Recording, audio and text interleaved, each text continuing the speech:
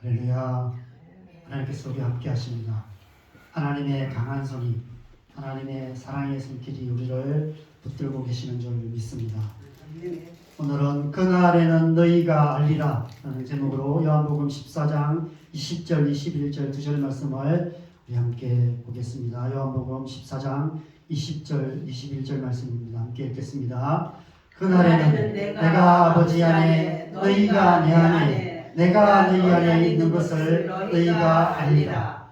나의 계명을 지키는 자라야 나를 사랑하는 자니 나를 사랑하는 자는 내 아버지께 사랑을 받을 것이요 나도 그를 사랑하여 그에게 나를 나타내리라. 아멘. 정저지와 우물한 개구리라는 뜻입니다. 어떤 의미인지 여러분 잘 아실 것입니다. 대대로 우물 아래에서 사는 개구리들이 있었습니다. 오래전 조상 중 누군가가 그 우물 안에 들어간 후부터 그들은 우물안 개구리가 되었습니다.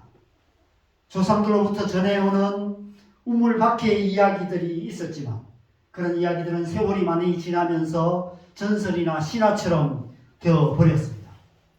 그들이 아는 세상은 우물 위로 보이는 동그란 하늘과 우물 속에 있는 물과 물 밖에 나와 쉴 때 앉아있는 작은 돌멩이, 그것이 전부였습니다. 가끔씩 우물 안으로 날아드는 먹잇감을 서로 먼저 잡아먹으려고 싸우며 살아갑니다. 하루에 몇 번씩 두레박으로 물을 퍼가는 우물 밖 세상에 있는 정체 모를 거대한 생명체는 두려움의 대상이었습니다. 그들은 그 미지의 생명체를 신이라고 믿으며 그렇게 살아가고 있었습니다. 그런데 어느 날 놀라운 일이 일어났습니다. 우물 밖에 살던 개구리 한 마리가 우물 안으로 들어와서 우물 밖에 있는 세상에 대해서 이야기하기 시작합니다. 우물 위에 보이는 저 동그란 하늘보다 수십억, 수백억보다 더 넓은 하늘이 있다. 우물 안에 있는 이 물과 비교할 수 없이 많은 큰 강물도 있고 바닷물이 있다.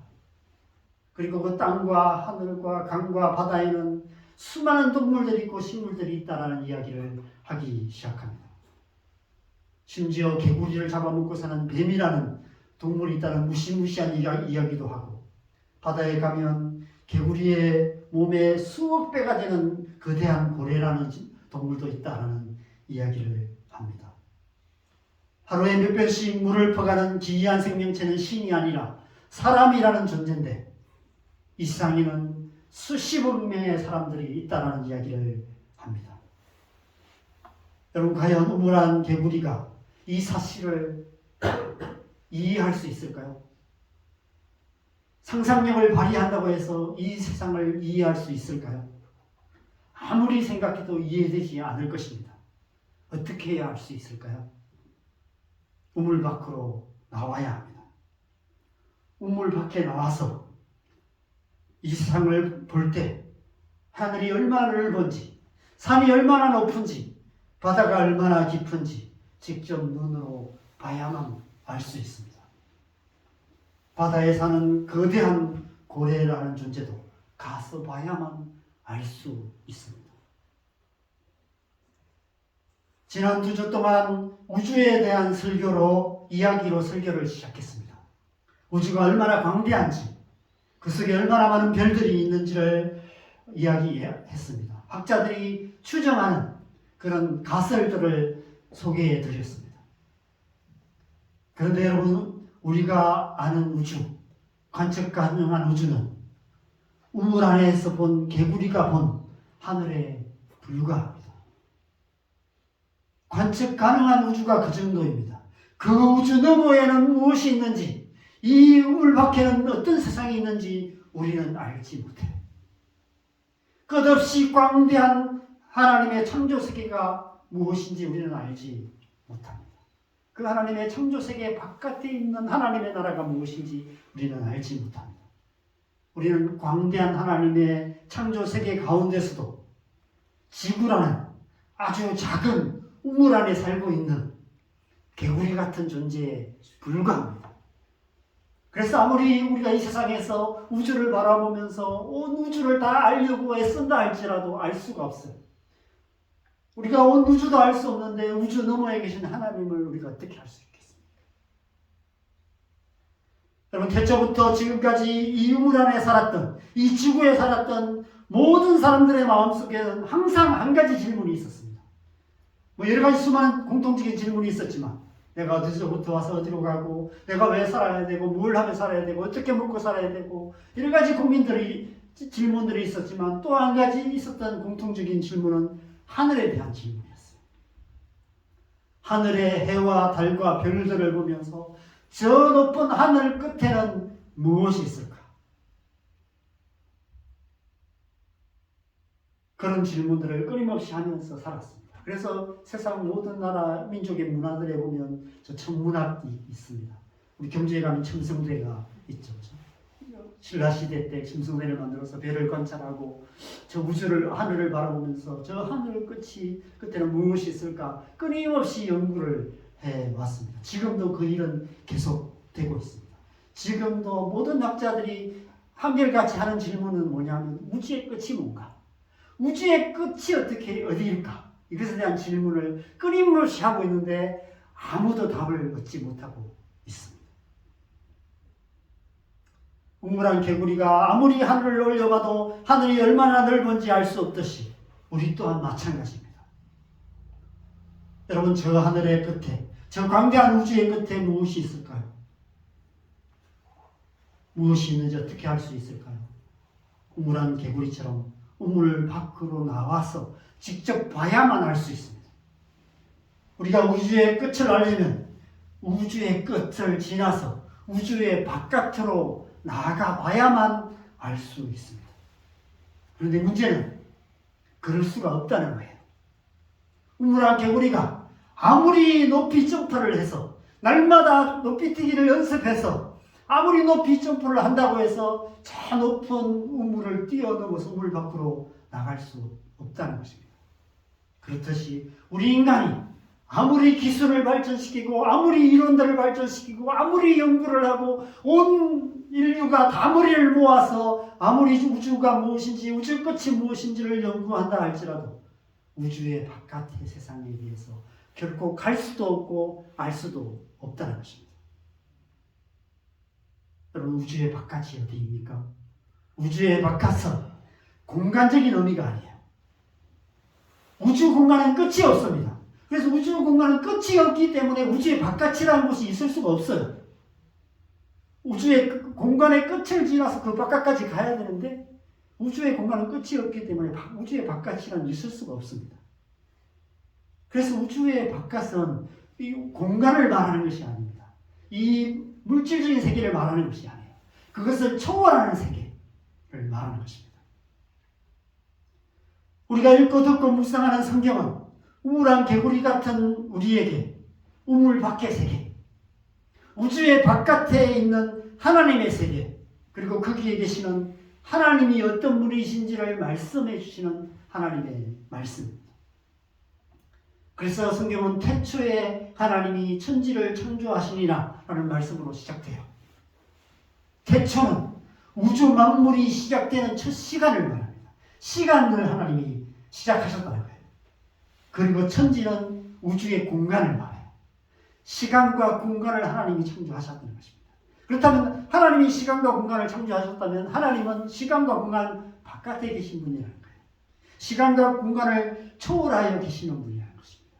그것이 우주의 바깥이에요. 하나님은 시간과 공간 밖에서 시간과 공간을 만드시고 그 시간과 공간이나 우물 안에 물질 세계를 창조하셨습니다. 우리는 그 물질 세계 안에, 그 우물 안에 살고 있는 거예요.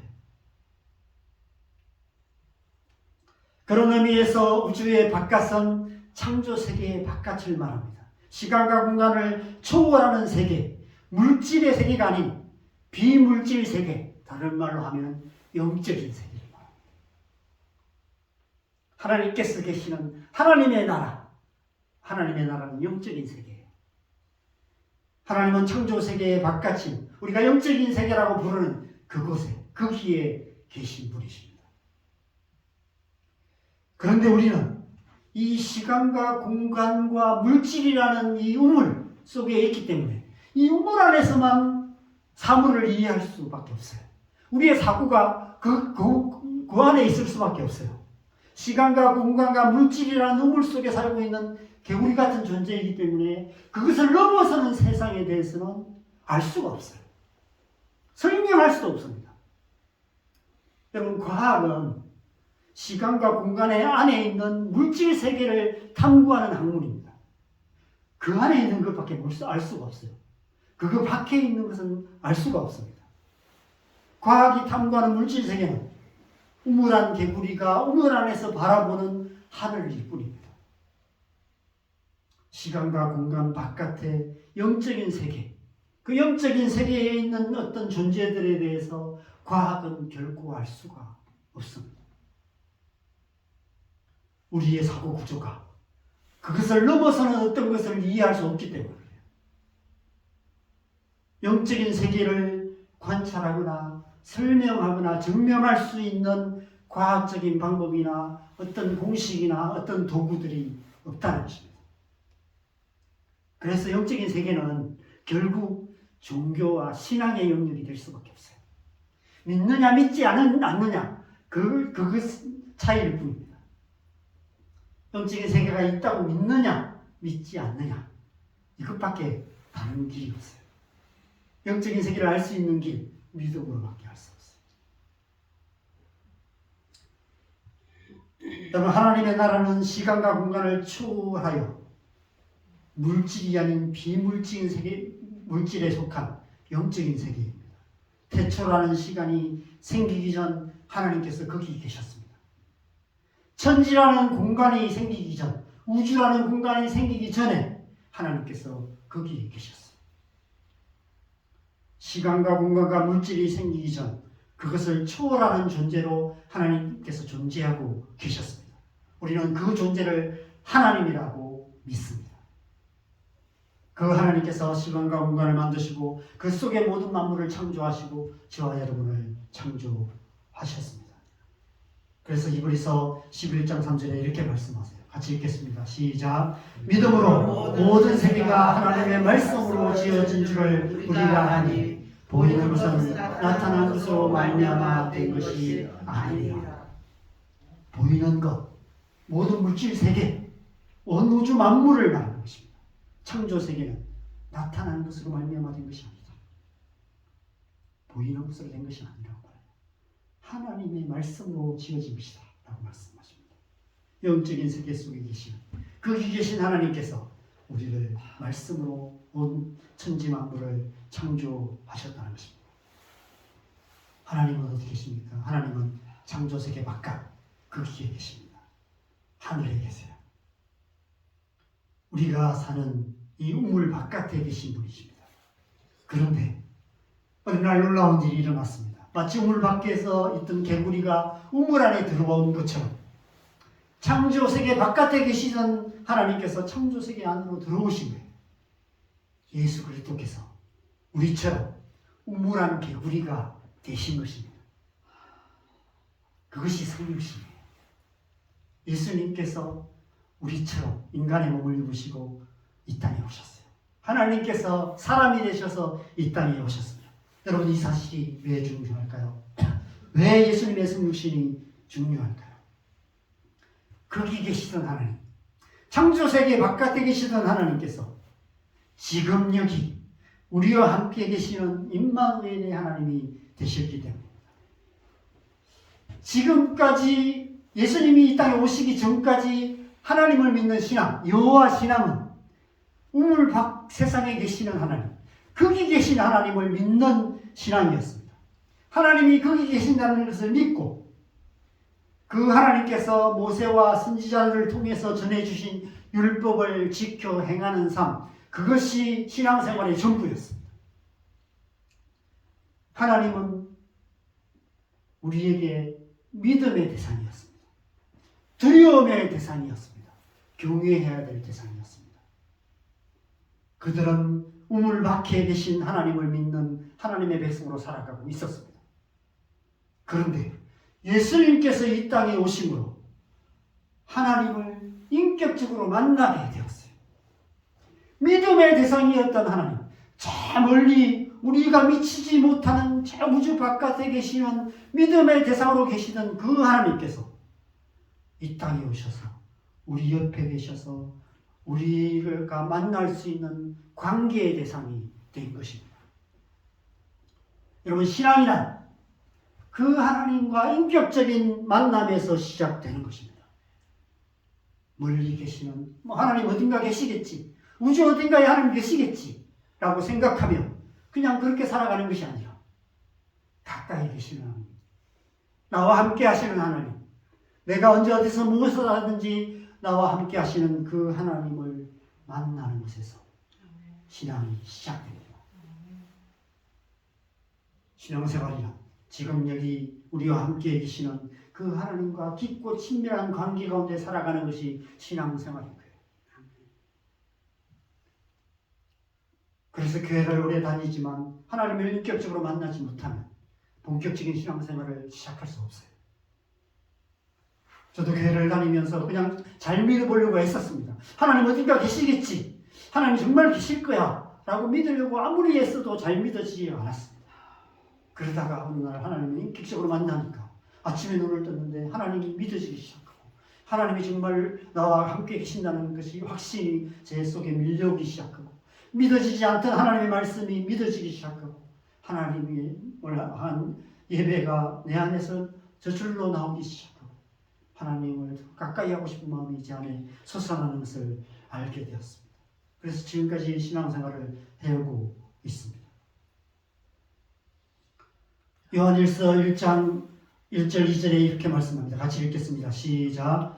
태초부터 있는 생명의 말씀에 관하여 우리가 들은 바요 눈으로 본 바요 자세히 보고 우리의 손으로 만진 바라. 이 생명이 나타내신 바 된지라. 이 영원한 생명을 우리가 보았고 증언하여 너희에게 전하노니 이는 아버지와 함께 계시다가 우리에게 나타내신 바 된 이십니다. 우리가 태초부터 계신 그 아버지와 함께 계시다가 우리에게 오신 그 예수님을 눈으로 보았고 그 음성을 귀로 들었고 우리의 손으로 직접 만져보았다. 하나님을 그렇게 만났다라고 이야기를 하는 것입니다.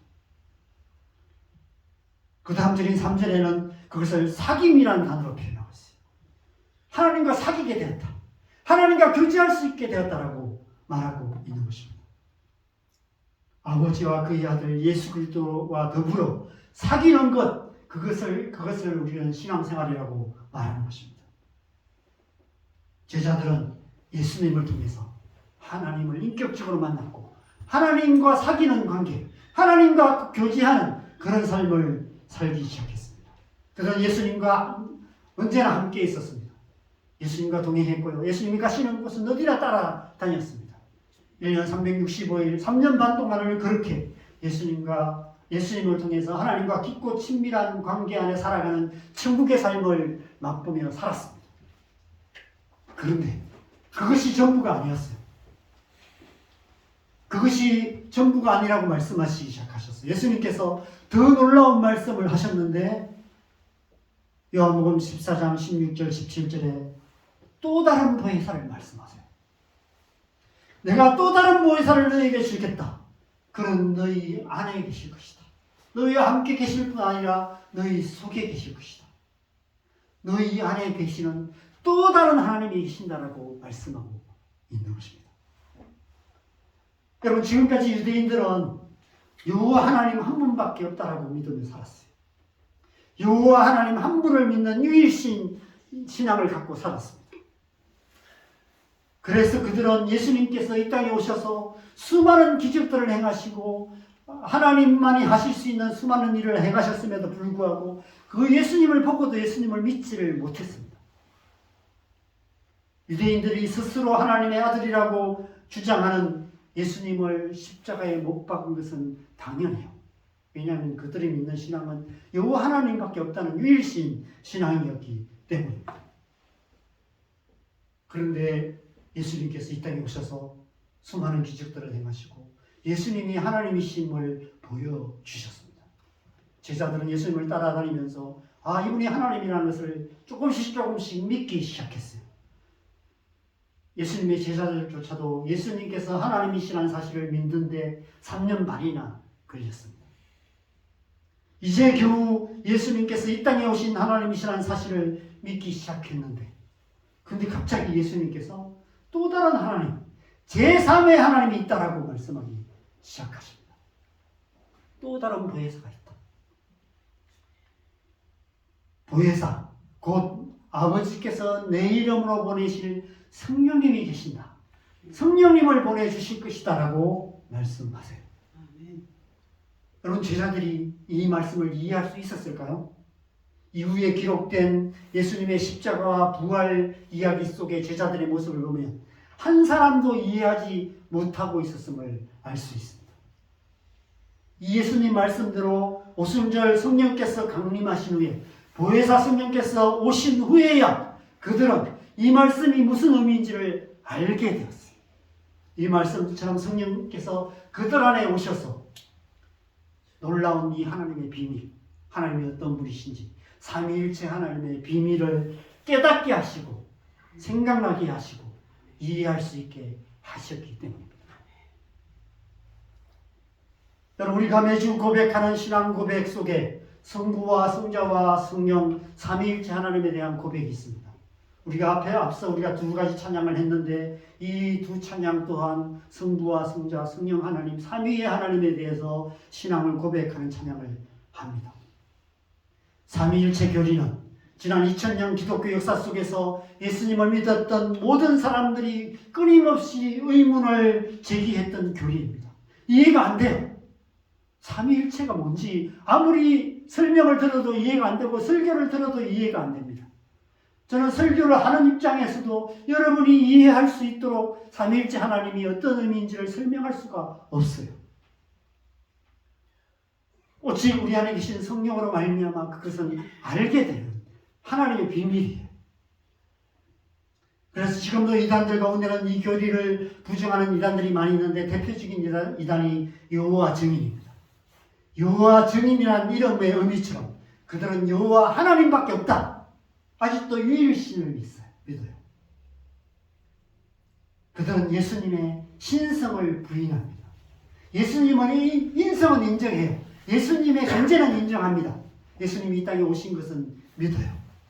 그런데 예수님은 하나님이 아니라 태초에 선악과를 따먹기 전 아담처럼 죄 없는 인간에 불과하다. 죄 없는 피조물이다. 하나님이 우리를 어떤 구원하시기 위해서 예수님이라는 완전한 인간을 이 땅에 보내셨다. 그렇게 주장합니다.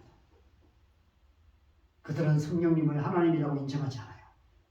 하나님으로부터는 신적인 능력, 초자연적인 능력, 영적인 에너지, 그런 것이라고 생각해요.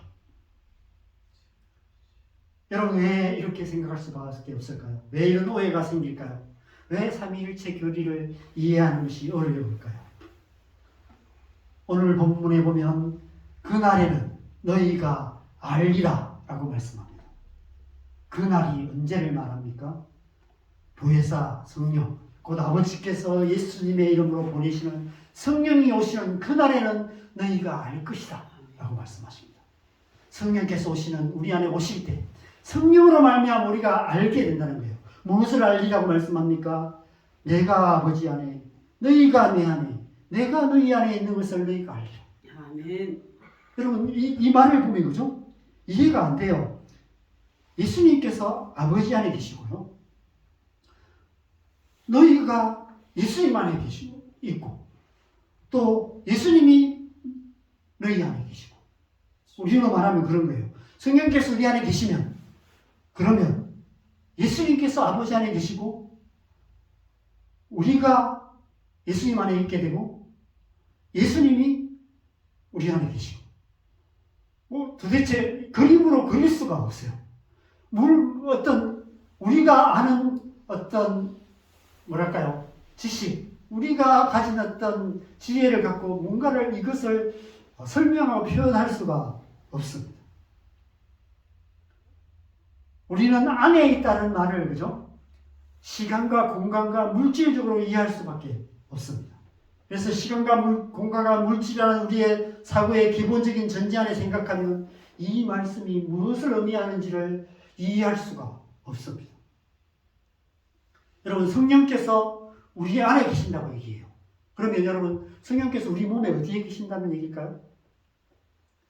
다른 성경에 보면 우리 마음에 계신다고 말하죠. 그렇죠? 그렇다면 여러분, 마음이 어디에 있어요? 마음이 우리 어디에 있습니까?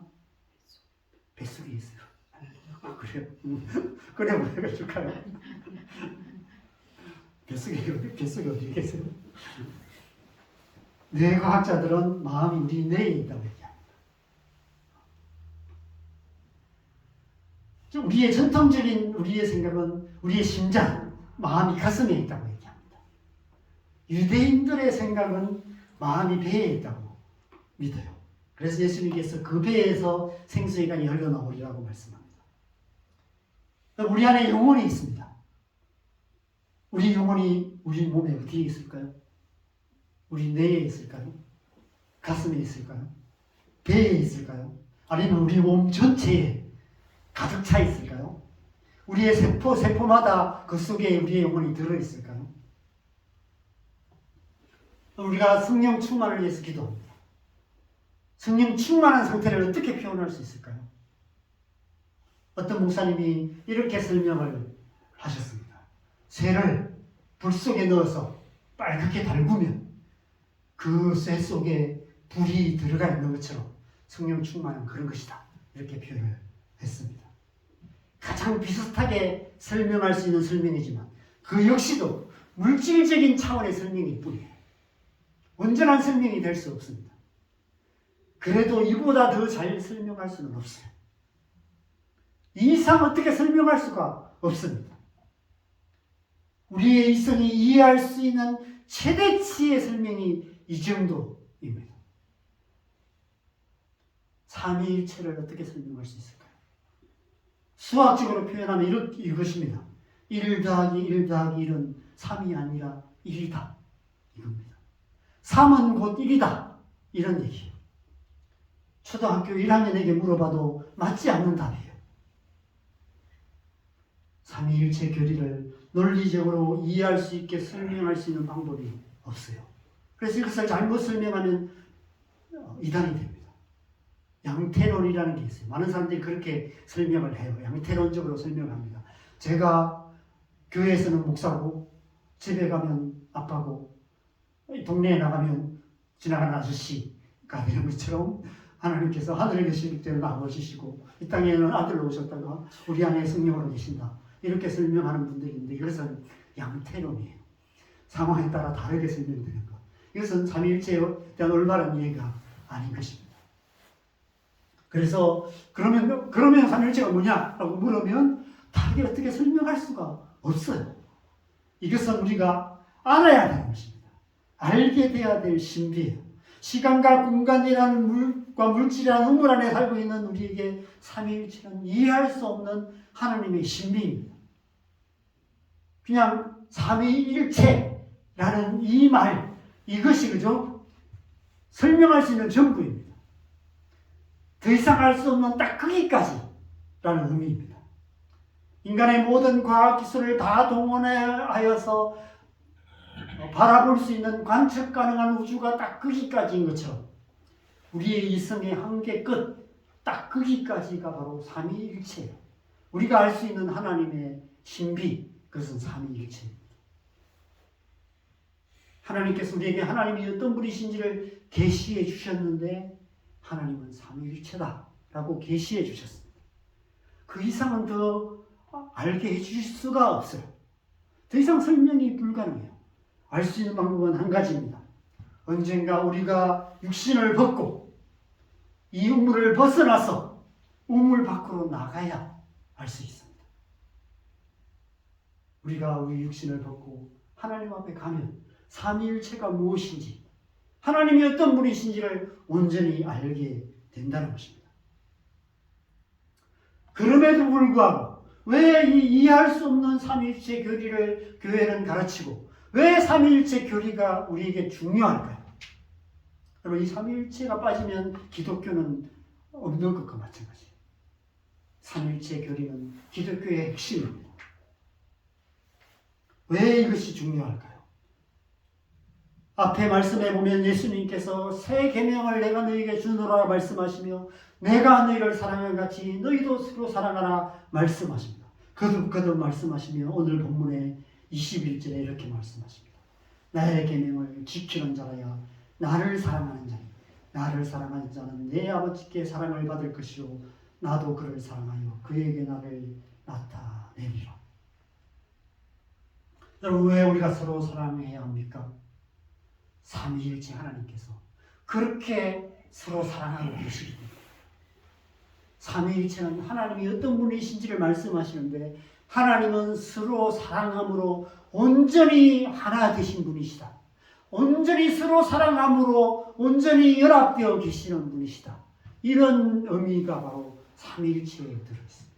삼위일체가 무엇인지 우리는 이해할 수 없지만 삼위일체가 우리에게 무엇을 말씀하시는지는 알 수 있는데 삼위일체가 말씀하시는 것은 하나님의 온전한 사랑이 무엇인지를 말씀하는 것입니다. 그 하나님의 온전한 사랑이 예수 그리스도를 통해서 이 땅에 나타나셨고 성령을 통해서 우리 안에 계세요. 그래서 우리는 우리 안에 계신 성령으로 말미암아 그 하나님의 사랑을 알게 되는 것입니다. 온전한 하나님의 사랑. 창조세계 바깥 하나님 나라에서 삼위일체 하나님께서 온전한 사랑으로 융합하여 계십니다. 그래서 삼위일체는 하나님의 존재 방식이에요. 하나님의 존재 방식은 사랑으로 연합된 방식입니다. 하나님은 사랑으로 연합되어서 하나로 계시는 분이십니다. 그래서 삼위일체 교리를 통해서 우리는 그 하나님의 존재 방식으로 들어가게 돼요. 하나님께서 삼위일체를 이 교리를 통해서 우리를 그 속으로 초청하고 계시는 거예요. 하나님의 존재 방식으로 하나님의 존재 방식 속에 참여하게 되는 것입니다. 우리가 하나님을 사랑할 때 우리 또한 그렇게 하나님과 온전한 사랑 안에 하나님과 온전히 하나 되는 연합 가운데 나아갈 수 있게 된다는 것입니다. 또한 우리가 서로 사랑하게 될 때 우리 또한 그렇게 사랑으로 연합하여서 교회 공동체를 이루게 된다는 거예요. 그렇게 하나님 나라가 이루어지게 된다는 것입니다. 하나님 나라가 어떤 곳인가? 하나님 나라는 사랑으로 온전히 하나 되는 곳, 그것이 하나님의 나라는 사실을 보여주고 계시는 것입니다. 그것이 삼위일체 교리의 핵심이에요. 오늘 본문 말씀은 곧 삼위일체 하나님의 사랑 안에서 우리가 하나님을 알게 될 것이다 라고 말씀하세요. 성령께서 우리 안에 계시면 그 성령 안에 예수님께서 계시고 그 예수님 안에 하나님 아버지가 계시고 그 안에 우리가 있고 우리가 성령 안에 성령께서 우리 안에 계시고 그러면 그 삼위일체 하나님의 연합 가운데 우리 또한 연합되어서 하나님께서 예수님을 아시고 예수님께서 성령님을 아시고 성령님께서 하나님 아버지를 아시고 서로가 온전히 서로 아는 온전한 하나됨을 이루는 것처럼 우리 또한 그렇게 하나님을 알고 하나님과 온전히 하나 되게 될 것이다 라고 말씀하고 계시는 것입니다. 특별히 20절 말씀에 너희가 알리라 라고 말씀하시는데 여기서 알다 라는 단어는 헬라어 기노스코 라는 단어입니다. 신약 성경에 약 220번 정도 기록되어 있는데 요한복음에만 77번이 기록되어 있습니다. 구약의 히브리어로는 야다라는 단어와 같은 뜻입니다. 이 단어가 신약 성경에 가장 먼저 나오는 본문은 마태복음 1장 25절입니다. 마태복음 1장 25절에 보면 아들을 낳기까지 동침하지 아니하더니 나의 이름을 예수라 하니라. 이 말씀에서 동침하다 이 단어가 기노스코라는 단어입니다. 사랑으로 한 몸 된 부부가 동침하여 서로 아는 것처럼 사랑으로 서로를 알아가는 것처럼 그렇게 아는 것을 말씀하고 있는 것입니다. 삼위일체 교리는 하나님께서 그렇게 사랑으로 온전히 하나된 관계 안에 계신 분이시라는 것을 말씀하시며 우리 또한 그렇게 사랑하신다는 것을 말씀하고 계시는 거예요. 그래서 우리 또한 그 사랑 안에서 하나님을 온전히 알게 된다는 것입니다. 그래서 우리에게 성령을 주신 거예요.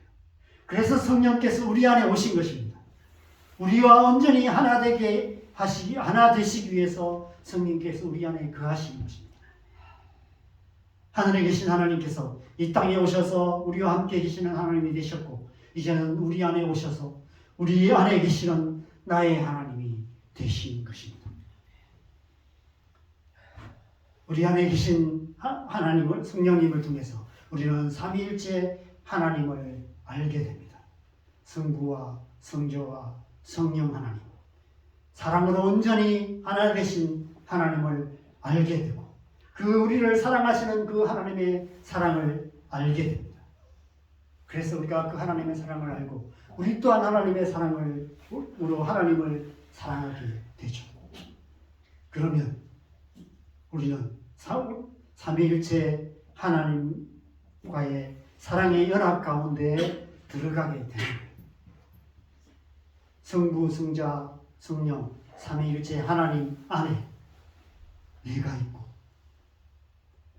저와 여러분이 있는 것입니다. 저와 여러분은 지금 삼위일체 하나님의 사랑 안에 서로 연합되어 함께 있는 것이죠. 그것이 바로 교회입니다.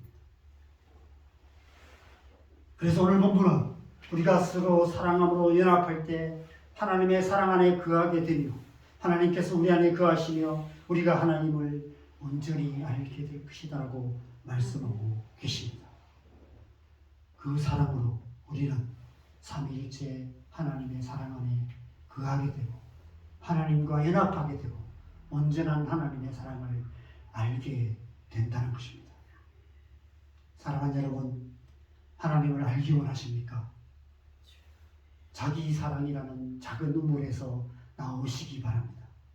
자기를 사랑하며 돈을 사랑하며 쾌락 사랑하기를 하나님 사랑하는 것보다 더하는 세상의 우물에서 나오시기 바랍니다. 우리가 자기 사랑이라는 그 우물, 세상에 있는 것을 사랑하는 그 우물 속에 갇혀 있는 한 우리는 하나님의 사랑을 알 수 없습니다. 하나님이 어떤 분이신지 결코 알 수 없습니다. 그러나 우리가 하나님을 사랑할 때, 우리가 이 자기 사랑의 우물에서 나와서 하나님의 사랑 안에 나아가게 될 때, 내가 너희를 사랑하는 것처럼 너희도 서로 사랑하라는 예수님의 계명을 따라 우리가 서로 사랑하게 될 때, 우리는 비로소 하나님을 알게 됩니다. 우리를 향한 하나님의 사랑을 온전히 알게 될 것입니다. 그래서 우리 또한 그렇게 하나님을 사랑하고 서로 사랑하는 하나님의 백성이 될 것이고, 그렇게 살아갈 때 우리를 통해, 교회를 통해서 이 땅 가운데 하나님 나라가 이루어질 줄 믿습니다. 그 사랑으로 하나님 나라를 이루어가는 사랑의 공동체 되시기를 주님의 이름으로 간절히 축원합니다. 우리 함께 찬양하며 또 기도하겠습니다. 우리 찬송